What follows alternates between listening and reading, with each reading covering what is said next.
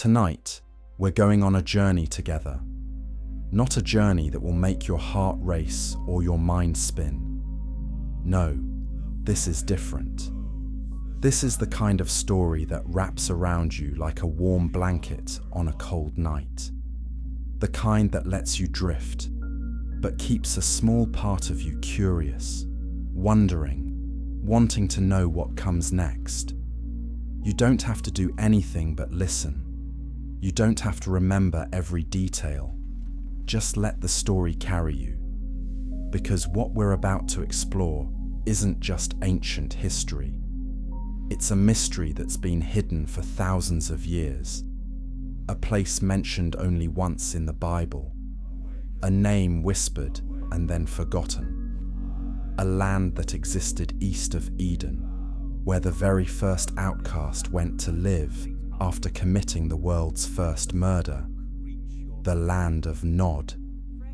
And here's the strange part. It might still be here. Not on any map you can find, not in any place you can visit, but somewhere deeper, somewhere between the world we see and the world we sense in our dreams. So settle in, get comfortable, and let's walk together into the shadows of a story that was never meant to be told. Before we begin, if you're enjoying this journey into the unknown, consider subscribing. We explore forgotten mysteries like this every week, and you won't want to miss what's coming next. Now, let the story unfold. Chapter 1. The Whisper Before Sleep, a land that never died. There are places in ancient texts that appear only once, a single mention, a brief flash of a name, and then silence. The land of Nod is one of those places. In Genesis, chapter 4, verse 16, the Bible tells us something strange. After Cain killed his brother Abel, after God cursed him, after everything fell apart, Cain went away. He traveled east of Eden, and he settled in a place called Nod. That's it. No description, no explanation, just a name. Nod. It sounds almost like a whisper, doesn't it? Like something you're not supposed to say out loud. But why? Why would the Bible mention this place and then never speak of it again? What was so important about Nod that it had to be named, and yet so dangerous that it couldn't be explained? For thousands of years, scholars have wondered. Priests have debated. Mystics have meditated on this mystery. And in one corner of the world, in the mountains of Ethiopia, ancient scribes preserved a different version of this story. A version that didn't make it into the Bible most of us know. A version that fills in the gaps. And what they preserved is unsettling. In the Ethiopian Bible, which includes books that were removed from Western versions, Nod isn't just a piece of land. It's not just east of Eden on some ancient map. It's something else entirely. A threshold, a border between worlds, a place where the rules of our reality start to bend and break. Imagine standing at the edge of a forest at twilight. On one side, everything is familiar. Trees you recognize, sounds you know, safety. But on the other side, the trees look different. The shadows move strangely. You hear things you can't quite identify. That's Nod. According to these ancient Ethiopian texts, when Cain was banished, he didn't just leave his family. He left the world where God's presence could be felt. He crossed into a place where that presence faded, not disappeared, but distant, muffled, like trying to hear someone calling your name from very far away. And in that distance, other things moved in, things that had been waiting. The word Nod itself comes from a root that means to wander, to drift without direction, to be restless and never settled. But what if it means something more? What if Nod wasn't just a place where you wander physically, but where you wander spiritually, where your soul drifts between states of being? Some of the oldest Ethiopian writings suggest exactly that. They say Nod was a kind of in-between space, not quite the world of humans, not quite the realm of angels, something in the middle, a place where exiles went, not just human exiles. Others had been there before Cain, beings that didn't fit anymore, beings that had fallen from higher places, beings that were waiting for someone like him. And when Cain arrived, marked and cursed and burning with anger, they recognized him. The first outcast, the first rebel, the first human to fully break the bond with the Creator. And they welcomed him, not with punishment, but with knowledge. Here's where the story gets even stranger. Some Ethiopian texts hint that Nod was never destroyed, not by the flood, not by time, not by anything. It still exists, just elsewhere, on the margins of reality, invisible to most, but there, active, waiting. And sometimes people stumble into it without knowing. They feel it, that sense of being disconnected, lost, wandering even when standing still. Maybe you felt it yourself, that strange moment when everything feels just slightly off, when the world seems less solid. When you wonder if you're really awake or caught in some in-between state. According to the ancient keepers of this story, that's the echo of Nod, still whispering, still present, still pulling at the edges of our world.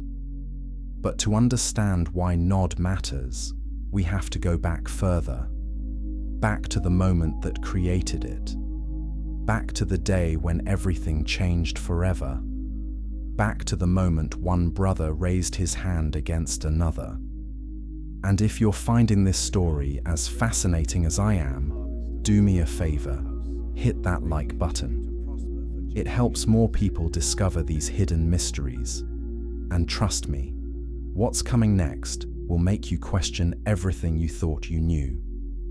So let's step back in time to the world's first murder. Chapter 2.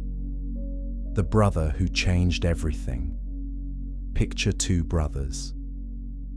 The first children ever born to human parents, Cain and Abel. Their names are famous, but have you ever really thought about what their lives must have been like?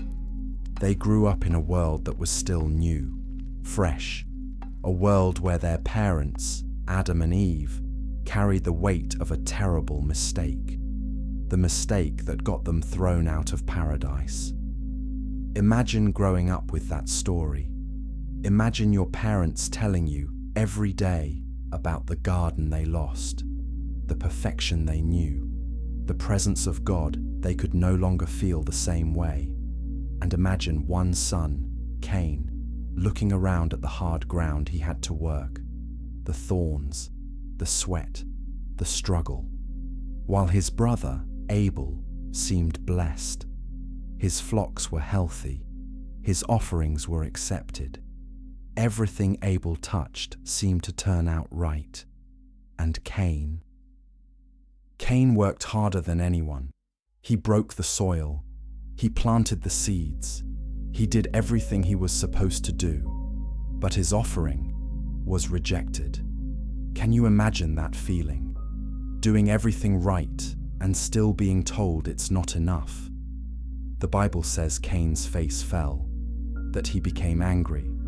But the Ethiopian texts go deeper. They say Cain didn't just get angry, he became hollow. Something inside him broke, and into that broken space, something else whispered. Not God's voice, something older, something that had been waiting for a crack to slip through. It told him he was right to be angry. It told him he deserved better. It told him that Abel was the problem. And Cain listened. One day, out in the field, far from their parents' eyes, Cain called to his brother, "Let's go for a walk." And Abel, trusting, innocent, came. We don't know exactly what happened next. The Bible doesn't give us the details, but we know the result. Abel's blood soaked into the ground, and everything changed, not just for Cain, not just for Adam and Eve, for all of reality. Because this wasn't just violence. This was the first time a human being chose to destroy another human being. The first time hatred turned into action. The first time blood was spilled by a human hand. And the earth felt it. In the Ethiopian texts, there's a passage that most people never read. It says that when Abel's blood hit the ground cried out. Not metaphorically, actually cried. A sound that echoed through the spiritual realm. A sound that reached the throne of God. A sound that made the angels cover their faces.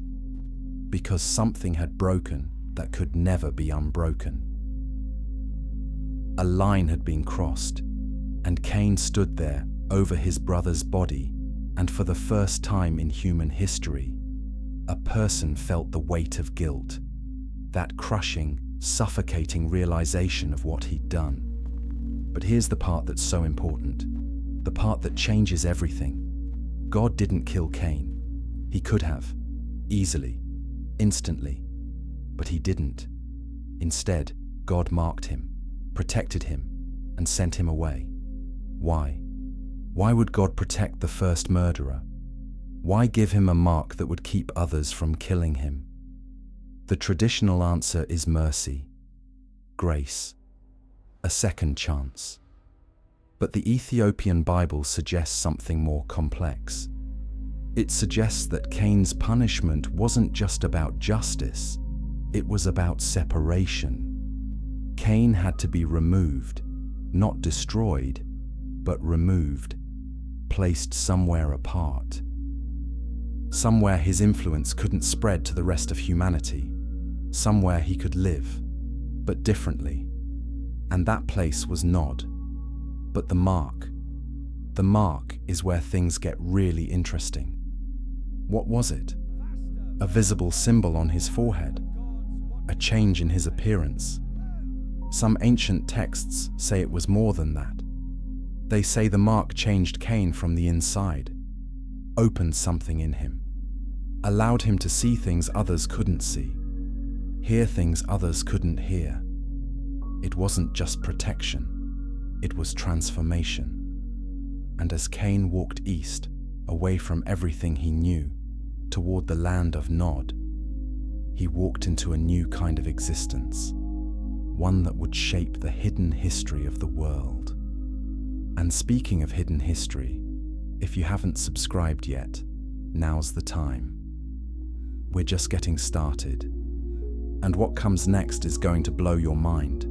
Click that subscribe button so you don't miss a single revelation. Now, let's follow Cain into the unknown. Chapter 3. The mark that couldn't be erased. Cain walked alone. East. Always east. Away from the setting sun. Away from the garden his parents had lost.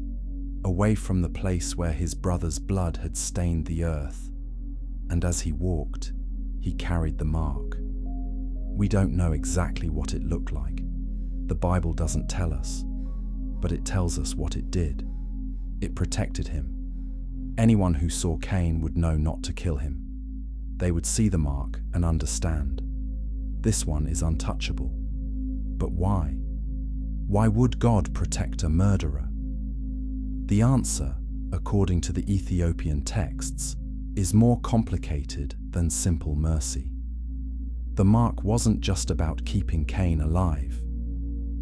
It was about keeping him separate. Think about it. If Cain had been killed immediately, he would have become a martyr, a tragic figure, maybe even a sympathetic one. But alive, wandering, marked, he became a warning, a living reminder of what happens when you break the deepest laws. But there's another layer. Some ancient writings suggest that the mark did something else, something internal.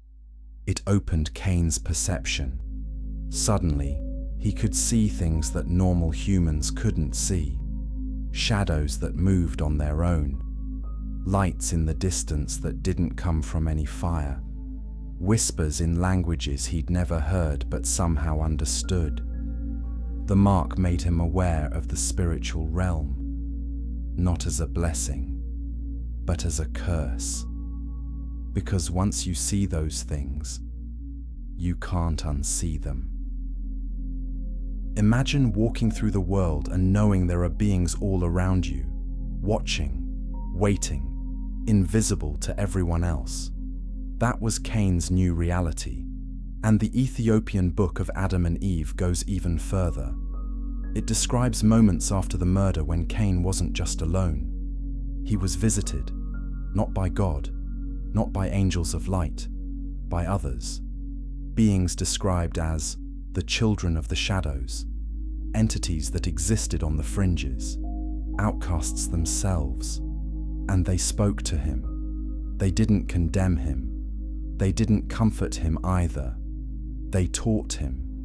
They taught him how to survive in Nod, how to build in a place where normal rules didn't apply, how to use the knowledge they possessed, knowledge that had been forbidden in Eden. This is where the story takes a dark turn, because Cain didn't just wander aimlessly, he learned. He adapted, he grew stronger, and eventually, he built. He built the world's first city, a city in Nod, a city outside of God's direct presence, a city where new rules applied, and the beings that taught him, they stayed close. Some texts suggest they became part of his city, part of his lineage, part of everything that came after. But here's the question that haunts this story. Was the mark really a curse, or was it an initiation? Did God mark Cain to punish him, or to push him towards something else? Something that needed to exist, even if it was dark. Some mystics believe that Cain's exile was necessary, that humanity needed a split. One path that stayed close to God, another that ventured into forbidden knowledge. One family that obeyed, another that questioned. And from that tension, from that division, the full complexity of human nature was born. We are all, in a sense, children of both lines, the obedient and the rebellious, the faithful and the curious, the ones who stay and the ones who wander. And the mark of Cain, maybe it's still with us, not on our skin, but in our souls. That restless feeling, that pull toward the unknown, that voice that asks, what if there's more? Maybe that's the mark, still active, still calling, still leading some of us east, into our own versions of Nod. If this story is making you think differently about ancient texts, leave a comment below. I'd love to know what's standing out to you. And don't forget to hit that like button. It tells me you're ready for even deeper mysteries. Now let's talk about the land itself, the place where Cain's journey ended or began. Chapter 4, East of Eden, where reality bends east of Eden. 3 words that carry so much weight. Eden was paradise, the garden, the place where everything was perfect. And east? East was away. East was exile. East was the unknown. But what was actually there? The Bible gives us almost nothing, just the name, Nod. But the Ethiopian texts paint a picture, a strange, unsettling picture. They describe Nod as a place where the natural and supernatural overlapped, where the boundaries between the physical world and the spiritual world were thin. Imagine walking through a forest where the trees look normal during the day, but at night they seem to shift, to breathe, to watch. That's Nod. a place where reality wasn't quite stable. In Ethiopian tradition, the world has always been understood as layered. There's the world we see, the world of flesh and blood and soil, but underneath, above, all around, other layers, other dimensions, spiritual realms where different beings exist. And normally, these layers don't touch. They run parallel, separated by invisible walls, except in certain places, places where the walls are cracked, where the layers bleed into each other. Nod was one of those places. It existed in the East, yes, but it also existed elsewhere, in a space between. When Cain arrived, he didn't just find empty land. He found a place that was already inhabited, not by humans. There were no other humans yet. Adam and Eve's family was still small, but by others. The texts call them different names: watchers, shadow beings, the fallen ones. These were entities that had been cast out of higher realms. Angels who had rebelled, spirits who had chosen a different path. And Nod became their refuge, a place where they gathered, where they waited, where they watched the world of humans from a distance.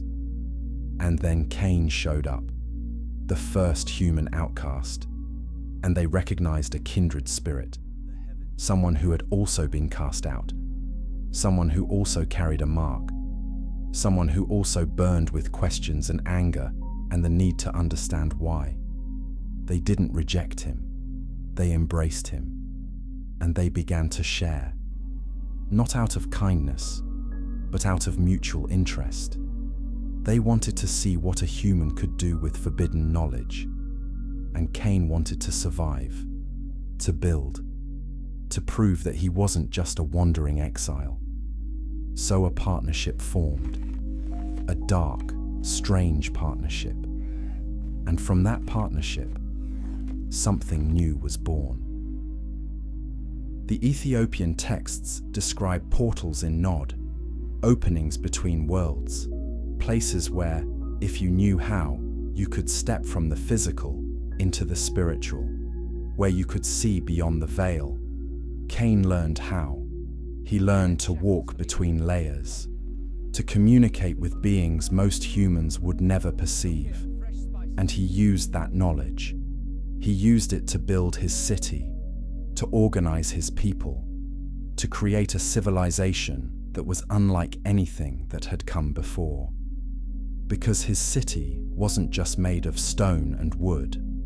It was built in alignment with those portals, designed to channel spiritual energy, structured to mirror the patterns of the fallen celestial realms. It was a city that existed in two places at once, the physical and the spiritual, and everyone who lived there felt it, that strange hum, that sense of being watched, that feeling of power just beneath the surface.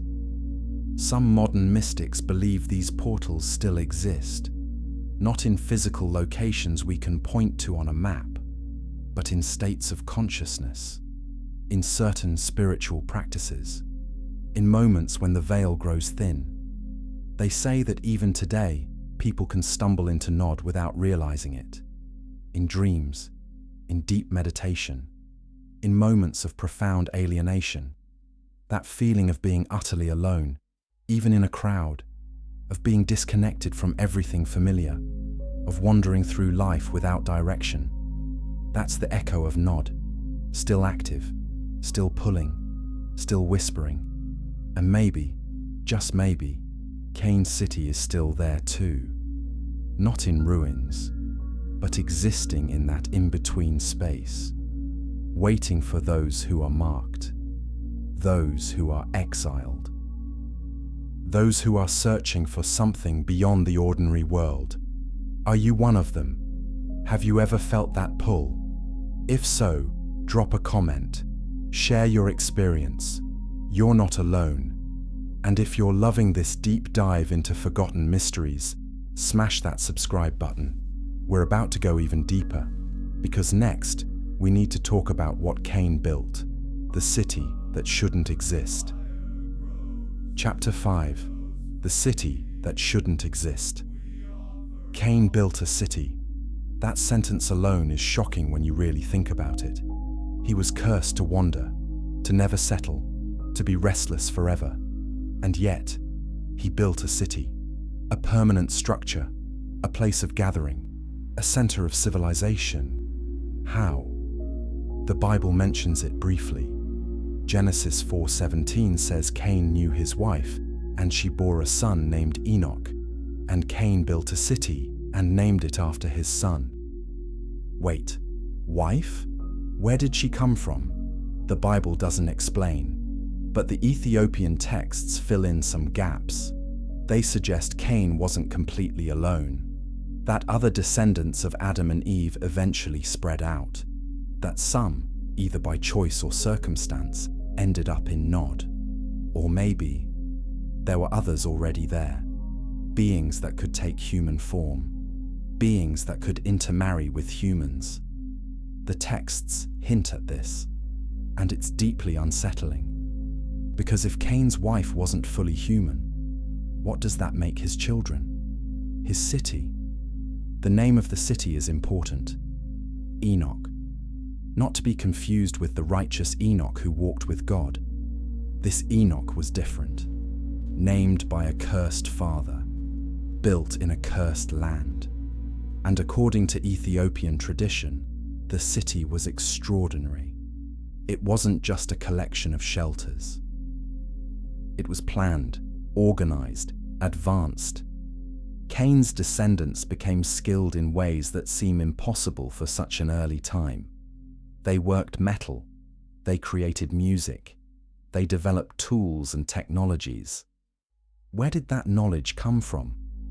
The traditional answer is human ingenuity, necessity breeding invention. But the Ethiopian texts suggest something else. They suggest Cain's descendants were taught by the beings in Nod, the fallen ones, the Watchers.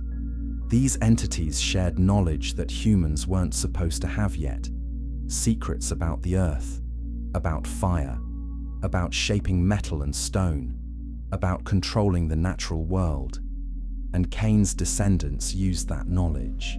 They built, they expanded, they created a civilization that thrived in exile. But here's the disturbing part.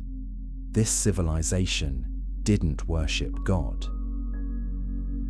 It didn't seek reconciliation or redemption. It worshipped power, knowledge, independence. It became a mirror of the rebellion that had cast Cain out in the first place. A place where the rules of Eden were deliberately rejected, where a new way of being human was explored. Some scholars believe this is where the roots of occult knowledge began. The idea that humans could access spiritual power without divine permission, that we could become like gods ourselves, not through obedience, but through knowledge, through will, through force. And the city of Enoch became the first temple of that philosophy. The Ethiopian texts describe the architecture as strange. Buildings that seem to hum with energy. Structures aligned with stars and spiritual currents. Places where rituals were performed. Where boundaries were crossed. Where humans and non-humans mingled. It was a city of hybrids, of experimentation, of pushing past limits. And it worked. For a time, Cain's civilization flourished. It grew powerful. It spread its influence. Until something happened. Something that would change everything. The Watchers, those fallen angels who had been teaching Cain's descendants, made a decision. They decided to go further. They decided to cross a line that should never have been crossed. They decided to take human wives. And from those unions, the Nephilim were born. Giants, hybrids, beings of immense power and corruption. and the world spiraled toward chaos. But we'll get to that. First, we need to understand who these watchers were and why they fell. If you're still with me on this journey, leave a like. Seriously, it helps more than you know. And share this with someone who loves mysteries. They'll thank you. Now, let's meet the angels who broke the rules. Chapter 6. Children of Shadows, the first civilization. Before we talk about the Watchers, we need to understand Cain's descendants. Because they weren't just random people living in exile. They became something. The Bible gives us a genealogy, names that most people skip over. But each name carries weight. Enoch, Irad, Mehujael, Methushael, Lamech. And from Lamech, 3 sons, Jabal, Jubal, Tubal-Cain. These 3 men are credited with founding entire industries. Jabal was the father of those who live in tents and raise livestock. Jubal was the father of all who play the harp and flute. Tubal-Cain was the forger of all instruments of bronze and iron. Think about that. Music, metalworking, animal husbandry, the foundations of civilization, all coming from the line of Cain, the cursed line, the exiled line. How did they develop these skills? The traditional answer is necessity and time. Humans are inventive. We figure things out. But the Ethiopian texts offer a different explanation. They say these skills were taught by the beings in Nod, by the Watchers. These fallen angels didn't just observe humanity. They interfered. They guided. They shared secrets. And Cain's descendants were the perfect students. They had no loyalty to the old ways, no nostalgia for Eden, no desire to return to God's presence. They wanted to build their own world, their own power, their own legacy, and the Watchers gave them the tools to do it. But there was a price. There's always a price. The knowledge came with influence. The beings that taught also infected. The line of Cain became something more than human, or maybe something less. They were the first to truly embrace the idea that humanity didn't need God, that we could carve our own path. And their civilization reflected that. It was brilliant, advanced, powerful, but also hollow, dark, corrupted. There are hints in the text that they practiced things that would later be called magic, rituals, blood offerings, not to God, to other powers, the same powers that had taught them, the same powers that lived in Nod, and those powers grew stronger with every generation. Meanwhile, back in the rest of the world, another line was growing, the line of Seth. Adam and Eve had another son after Abel's death, Seth, a replacement, a new beginning, and Seth's descendants were different. They stayed close to the presence of God. They called on His name. They lived simply, humbly. They didn't build cities. They didn't forge weapons. They didn't create art and music in the way Cain's line did. But they kept the connection, the covenant. For a while, the 2 lines stayed separate. The children of Seth in the highlands, the children of Cain in the lowlands. 2 ways of being human, 2 philosophies, 2 destinies. But separation never lasts. Eventually, the children of Seth looked down from their mountains and saw the cities of Cain. They saw the music, the beauty, the power, and they were tempted. The Ethiopian texts describe this moment in detail, how the sons of Seth began to descend, how they mingled with the daughters of Cain, how the 2 lines began to blur, and when that happened, something broke. The purity that Seth's line had maintained was compromised. The knowledge that Cain's line had hoarded spread, and the stage was set for the next chapter of this dark history, the arrival of the Nephilim. But before we get there, take a second to hit that subscribe button if you haven't already.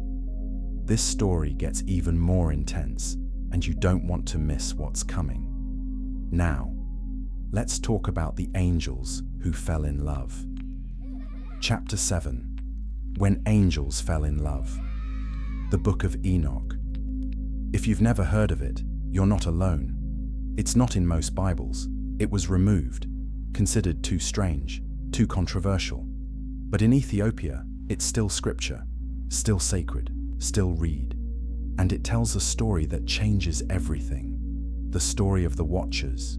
These were angels, powerful beings assigned to watch over humanity, to observe, to guard, but not to interfere. They were supposed to stay separate, distant, obedient, but they didn't. The Book of Enoch names their leader, Semjaza, and it lists the names of 200 angels who followed him. 200 angels who made a choice. They looked down at the earth, at the daughters of men, at the beauty, the life, the freedom, and they wanted it. They didn't just want to watch anymore. They wanted to experience, to touch, to be part of the physical world. So they made a pact. They descended to Mount Hermon, all 200 of them, and they swore an oath. They would take human wives, and they would accept the consequences together. This wasn't a mistake. It wasn't an accident. It was rebellion, deliberate, organized, coordinated. And they did it. They came down. They took human women. And they had children, the Nephilim. The Bible mentions them briefly. Genesis 6:4 says, "The Nephilim were on the earth in those days, and also afterward, when the sons of God came in to the daughters of men, and they bore children to them." Sons of God. That's what the angels were called. And their children were not normal. The Nephilim were giants, hybrids, beings with the power of angels and the form of humans. And they were terrifying. The Book of Enoch describes them as violent, corrupt, insatiable. They consumed everything. They dominated. They destroyed. But here's the connection to Nod. Where did the Watchers first interact with humans? The Ethiopian texts suggest it wasn't just Mount Hermon. It was also Nod, the land of exile, the place where the veil was already thin, where spiritual beings already moved freely. Cain's descendants, already taught by shadowy entities, were the perfect targets for the Watchers. They had no fear of the divine, no hesitation about crossing boundaries. So when the Watchers approached, they welcomed them. And the mixing began, not just physically, spiritually, ideologically. The knowledge the Watchers brought was dangerous. They taught humans about weapons, about war, about cosmetics and adornment, about astrology and the movements of the stars, about how to manipulate the spiritual realm. And the descendants of Cain absorbed it all. They became more powerful, more corrupt, more dangerous. And the Nephilim, they became the rulers, the kings, the legends. Every ancient culture has stories of giants, heroes of old, demigods, Greek mythology, Norse legends, Sumerian epics. All echo the same truth. There was a time when beings more than human walked the earth, and they weren't myths, they were memories, distorted, exaggerated, but rooted in something real. The Nephilim were real, and they nearly destroyed everything. The Ethiopian texts say that the earth cried out under their weight, that violence filled every corner, that humanity itself was being corrupted beyond repair, and God looked down and saw what had been done, and he decided to act, not with another curse, not with another mark, with water, a flood that would cleanse the earth. wash away the corruption, start over. But here's the question that haunts this part of the story. Did the flood really destroy everything? Or did some of it survive? Before we answer that, let me ask you to do something. Comment below. Do you think the Nephilim could still be among us in some form? I want to hear your theories, and hit that like button. We're diving into the deepest part of this mystery next. Let's talk about what happened to the giants. Chapter 8. The giants who walked among us. The flood came. Genesis describes it in simple terms. Rain for 40 days and nights, waters covering the earth, everything destroyed except Noah and his family. A reset, a clean slate. But was it really that simple? The Bible says the Nephilim were on the earth and also afterward. After the flood. How? If everything was destroyed, how did the Nephilim return? Some scholars say the verse just means before and after the watchers came down, a translation issue. But others see something different. They see evidence that the corruption survived, that somehow some of the bloodline continued, and the Ethiopian texts support this. They suggest that while the physical giants were destroyed, their spirits lingered. The Book of Enoch describes the souls of the Nephilim as restless, trapped between worlds, unable to die properly because they were never fully alive in the normal sense. Hybrid spirits, wandering the earth, causing chaos. Demons, in other words. The texts say that the demons we deal with today aren't just fallen angels. They're the disembodied spirits of the Nephilim, still hungry, still violent, still searching for bodies to inhabit. That's a chilling thought. But it gets worse. Because there's also the question of the bloodline. Did any humans carry Nephilim genetics through the flood? The Bible says Noah was perfect in his generations. Some interpret that as genetically pure, uncorrupted by the Nephilim bloodline. But what about after? What about Noah's sons' wives? What about the generations that followed? Some traditions say the corruption crept back in, that the Watchers, though bound and punished, found ways to influence humanity again, and the giants returned. We see them in the Bible after the flood, the Anakim, the Rephaim, Goliath, giants who lived in Canaan, who fought against Israel.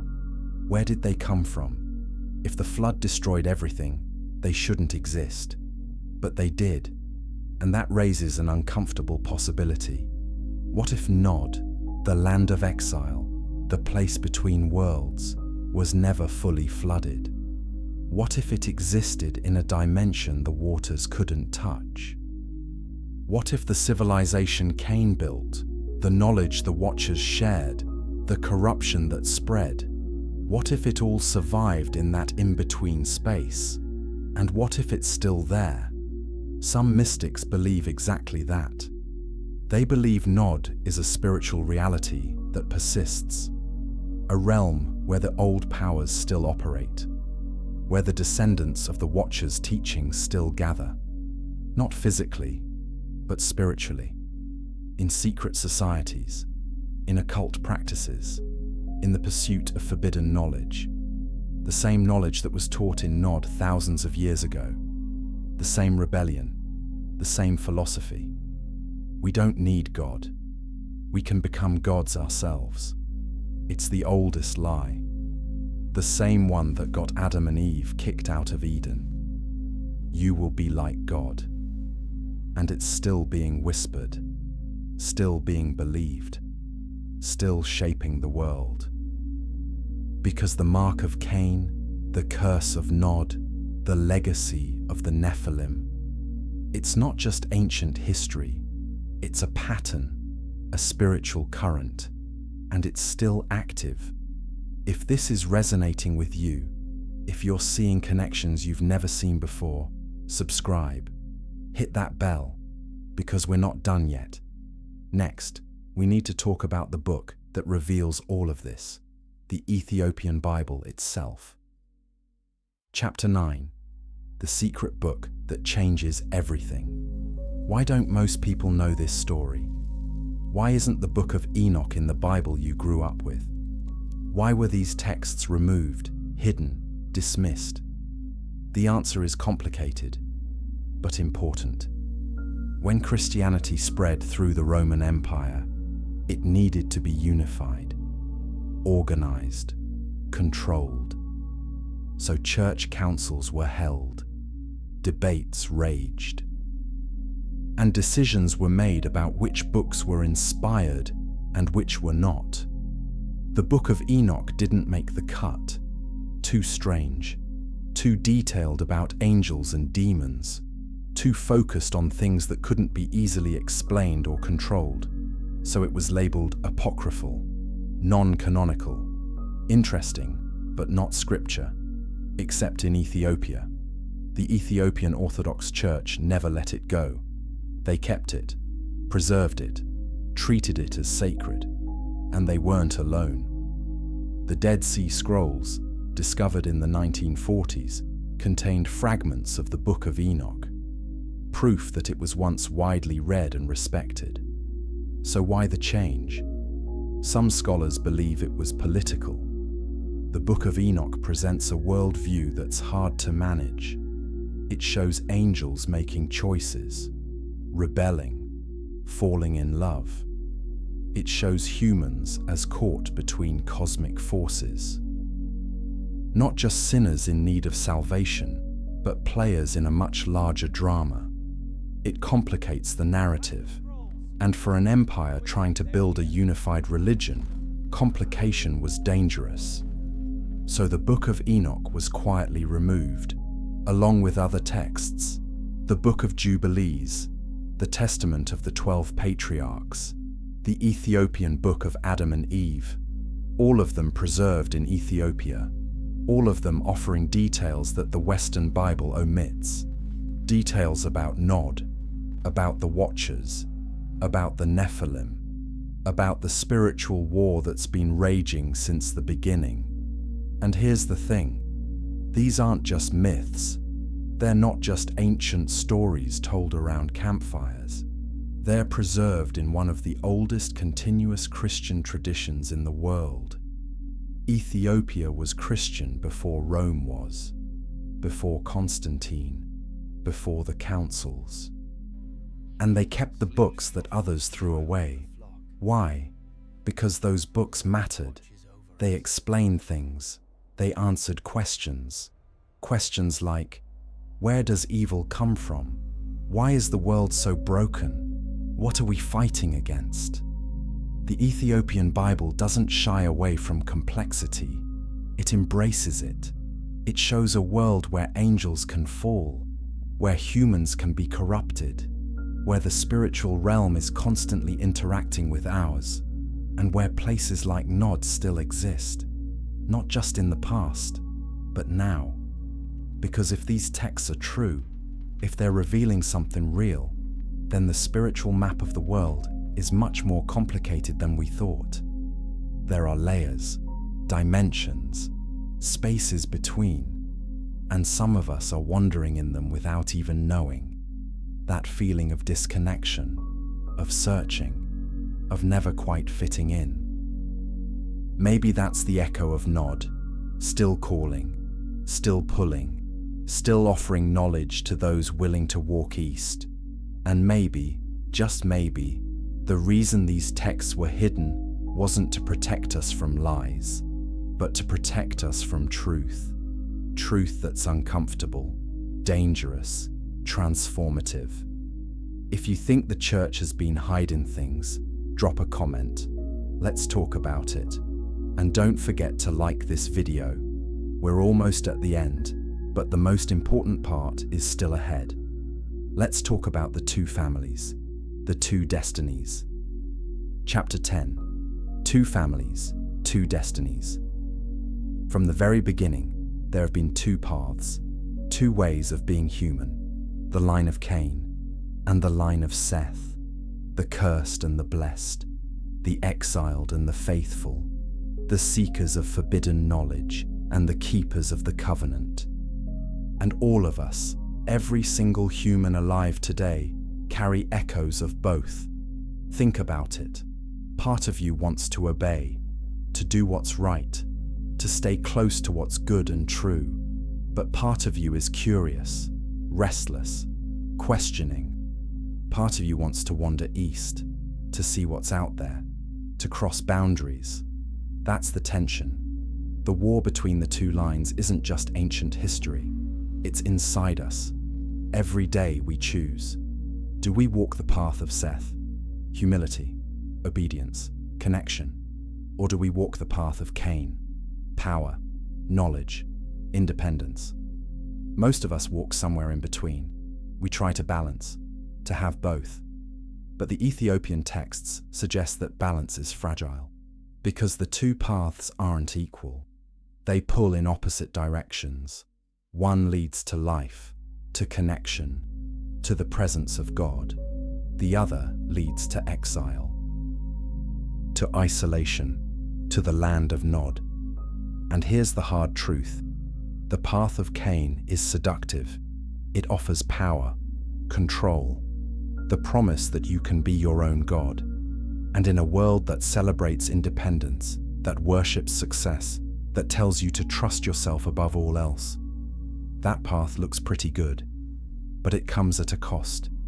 The cost is connection, presence, peace.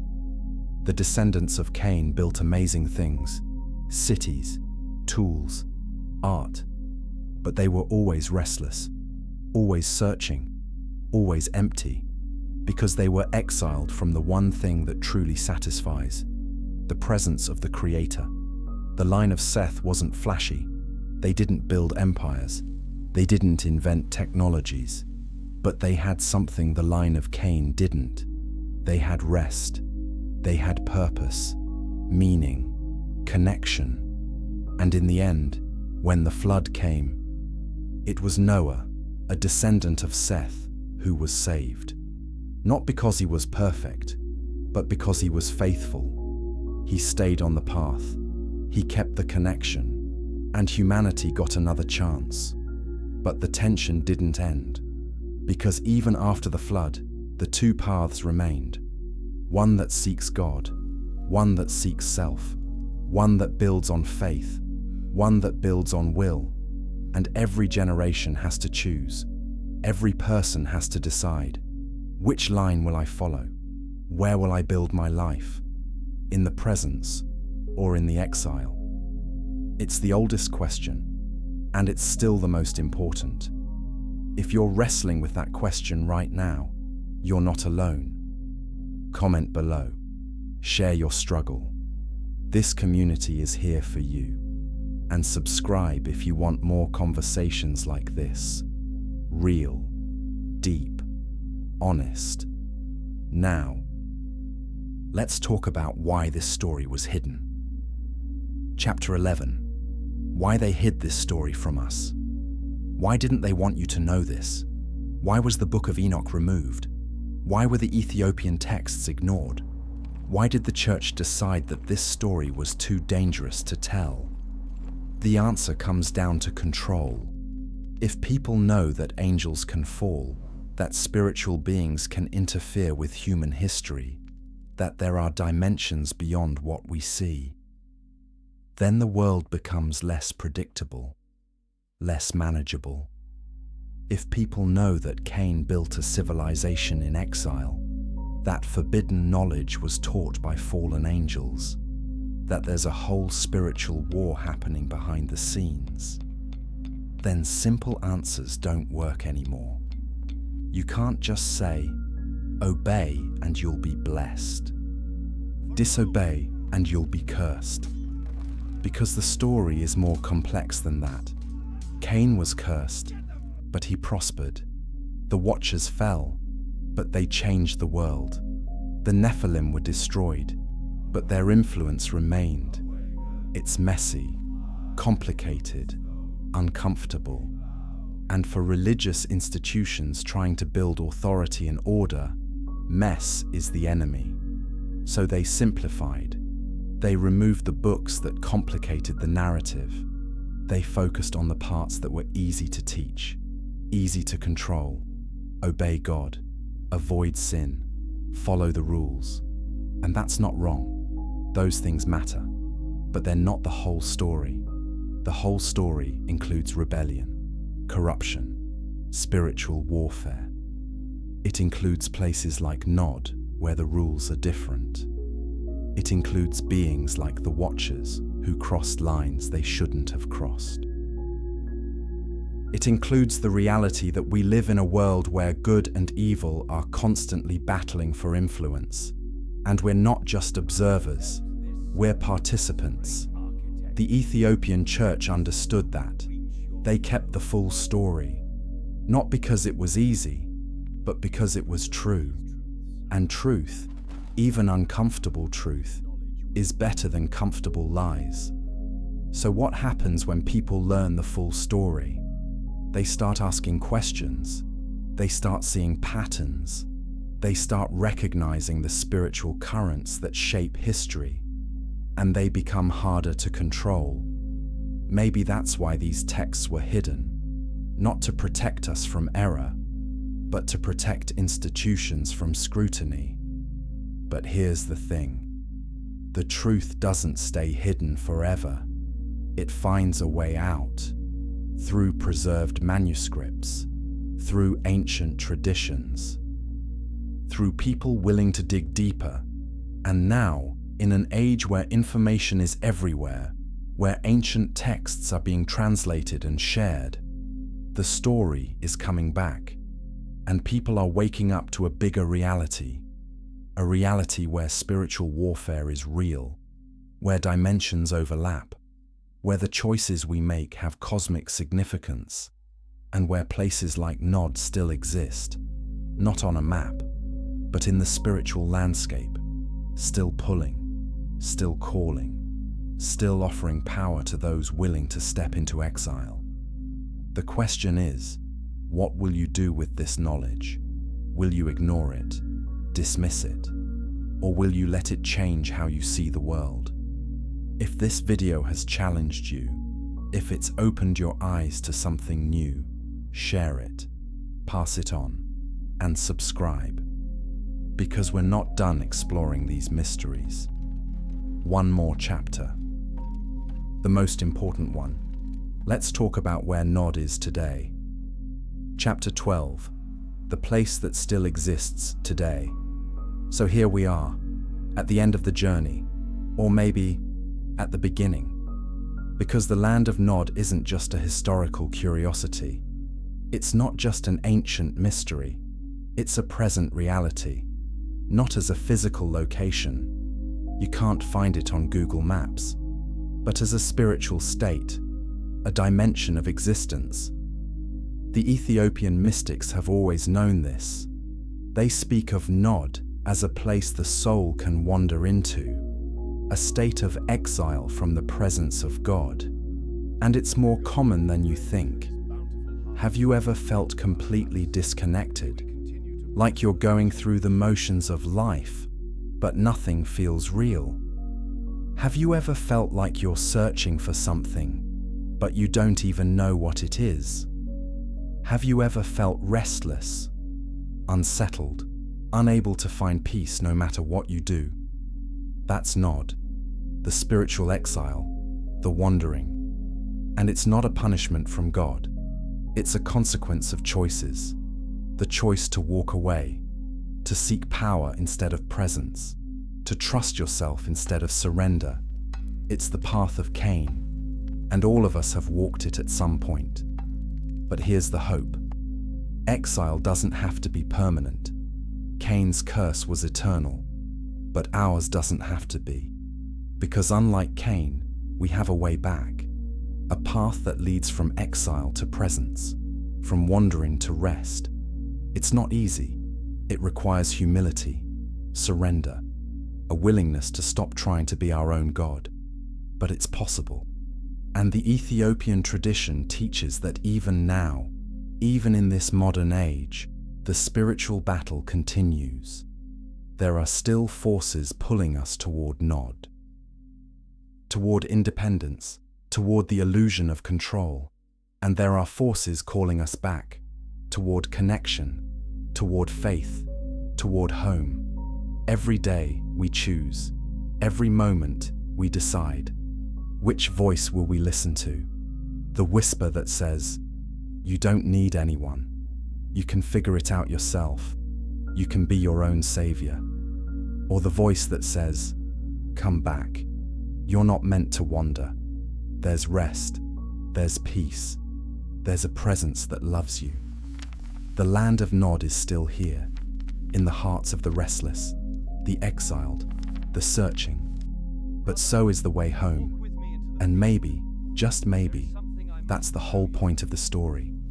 To show us that exile is real, powerful, seductive.